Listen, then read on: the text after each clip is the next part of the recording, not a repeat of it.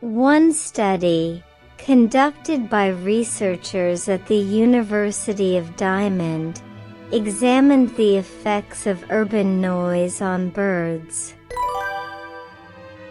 Birds play an essential role in maintaining ecological balance by controlling insect populations and dispersing seeds.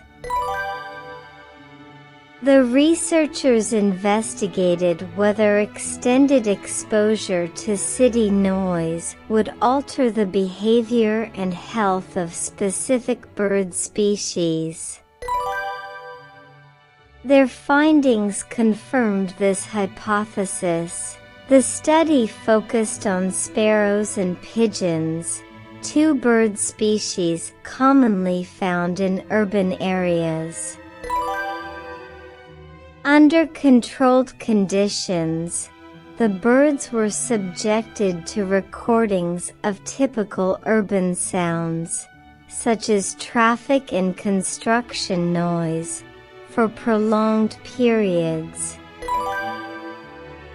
Results revealed that sparrows exhibited stress-related symptoms, including increased heart rates, while pigeons experienced reduced reproductive success.